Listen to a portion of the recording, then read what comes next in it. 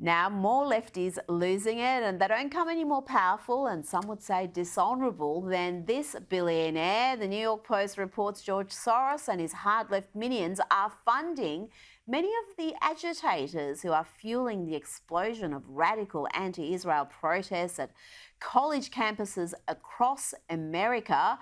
Joining me now is the Daily Wire's Michael Knowles. Michael, is George Soros the most impactful activist in the US? He's certainly the most visible leftist activist, and he has disproportionate influence not only because of all the money that he invests in tearing our country down and advancing leftism, but because he's very smart and he's very clever at it. So while everyone is paying attention to the presidential race, for instance, Soros is investing money in lower level races, notably in the DAs, who then let criminals off of the hook and turn our cities into chaos. And his influence has been the stuff of legends. I mean, truly, it will be studied for decades to come. And now you're seeing the latest episode of this in that the Soros network is funding the anti-Israel and downright anti-Jewish protests all over the Ivy League and other university campuses, which I think throws a wrench in some of the machinations of the protesters. Because if their argument is that the state of Israel and the Jews broadly are, controlling the world and perpetrating all manner of evil, they'll probably have to explain why they themselves are receiving a paycheck rather from one of the most prominent Jews on earth.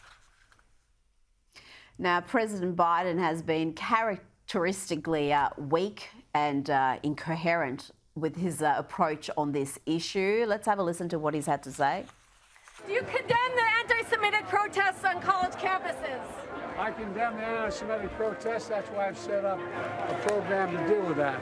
I also condemn those who don't understand what's going on with the Palestinians and how they're being. Should the Columbia University president resign? Right this way. I didn't know that. I'll have to find out more about it. Hard to figure out what he's saying. I think he said he also condemns those who don't know about the plight of Palestinians. And he'll find out more about what's happening at Columbia University. Michael, here is a treat, a blast from the past. Contrast Biden's inept performance with the great Ronald Reagan. Those people told you for days in advance that if the university sought to go ahead with that construction, they were going to physically destroy the university. Now, why did you negotiate many times? Negotiate? What is to negotiate? What is? The university is a public institution. That's right. But the university, for its own community and for the community of Berkeley that live around it. All of it began the first time some of you who know better and are old enough to know better let young people think that they had the right to choose the laws they would obey as long as they were doing it in the name of social protest. Now, that's how you deal with trouble at university campuses. That is a president with moral clarity, full control of his faculties. Quite a contrast there, Michael. I think so. The only thing that Ronald Reagan and Joe Biden had in common is they were both relatively elderly presidents. The problem is that mentally and spiritually, Ronald Reagan was always a vigorous young man and a fighter, and Joe Biden seems to be 150 years old and seems to be confusing all the various U.S. grand strategies from that period, probably going back to the colonial days. This is the fundamental problem with the Biden strategy. When he says, I condemn both sides, I support both sides, I'm a friend to all and a friend to none. Well, what is that going to get you? In real dollars and cents terms, Joe Biden has funded both sides of the conflict. With one hand, he gives money to the state of Israel. With another hand, he gives money to Iran. And so when Iran attacked the state of Israel the other day, Joe Biden could claim credit for funding all of the missiles and the anti-missile defenses there.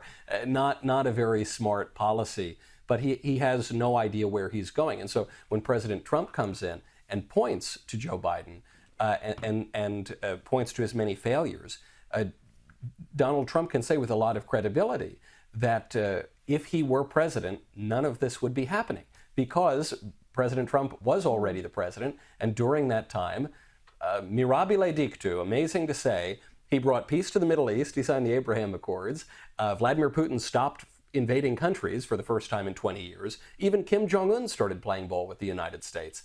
And in just a short period of less than 4 years, Joe Biden has been able to wreak all sorts of havoc and undo so many of those great accomplishments. It would be impressive if it weren't so sad. It would be impressive if it wasn't such a tragedy for the country and for the world. We've learnt a lot about the Biden family's dodgy business dealings, but a lot of the focus is on Hunter Biden, understandably so, the president's coke-addled whore enthusiast son. But it is Joe Biden, I've always argued, who is the product. He's the product the family is selling. It's his access, his influence, his name that has real market value. And the New York Post reports today that James Biden, the president's brother, made a flawless pitch for Qatar to invest $30 million in a troubled rural health provider. And he listed brother of Joe Biden as one of his credentials. They're not even being subtle about it, Michael. I think Hunter Biden himself admitted this some years ago. He said, my last name is always going to be an entree into business. It's always going to have something to do with my success. I don't think that when Hunter Biden was sitting on the board of Burisma, it was because of his expertise in natural gas or Ukrainian politics. Something tells me it's because his father was the vice president and the point man. So this has been true not just for Hunter, but also for Joe Biden's brothers. It's a firm, it's a family firm, because Joe Biden, even Joe Biden, who's the leader of the pack, was never the brightest bulb in the pack. He had a pretty dismal academic record that he then lied about, which is why he had to drop out of the 1988 presidential race. But the man is dogged. He's determined, if nothing else. So he became president some decades later. And it's the only way that the Biden family's been able to make a lot of money. As you point out in your beautiful Australian diction, they have some expensive tastes, notably for the booger sugar and for ladies of the night. So they kept the money flowing, and now, only decades later, is it causing political headaches for Joe Biden, who probably will never face any legal or even political consequences for it. Let's talk about billionaire Elon Musk and his battle with the Australian government. He wants them to stop censoring posts on his site X. We've got an e-safety commissioner in this country who's a leftist activist, appointed by a conservative government, but never mind, a leftist activist. And she wants what she considers harmful posts banned, not just in Australia. She wants them banned worldwide. This is making news in the US. What's the reaction there, Michael? How is Australia being perceived? This was a story that I first blew the whistle on over a year ago, and a lot of people didn't pay attention at the time. In fact, Rita, you were one of the few people that was paying attention to this story at the time, probably because you had a little bit more insight generally, and you were so close to the epicenter of this major shockwave in global communication. This American who worked at Twitter in the pre-Elon days, who was constantly trying to have big tech censor independent voices, made it all the way over to your country, and from her position in the government, teamed up with the World Economic Forum and tried to implement new censorship. So one might say that a country has a right to install whatever kind of censorship regime it wants. We have probably more of a free speech tradition in the United States, but other countries do their own thing. Where the problems begin is when those countries and those international, unaccountable, liberal, globalist institutions like the World Economic Forum want to start censoring everybody else's country. And that is exactly what the E-Safety Commissioner in Australia, Julie Grant, as well as other members of the Australian government, all the way up to and including the Prime Minister, I'm sorry to say a man with an Italian last name, Albanese, even he is trying to push this kind of stuff.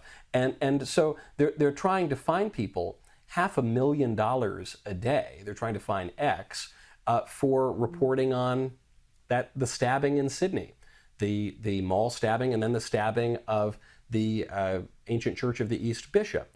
They're trying to shut down independent global magazines like Redux, which is not an Australian publication. It's an international publication. It has writers in the United States for reporting on stories that are of public interest, trying to shut down independent journalists for reporting on stories of, for instance, a trans-identifying radical activist who has published all sorts of obscene and downright criminal material, now sitting on a UN panel to determine gender-affirming care. This is obviously a matter of public interest, but I think that the liberal globalists know that the people don't like this stuff. They don't like this being forced down their throats. They don't like not having any say or any vote in it.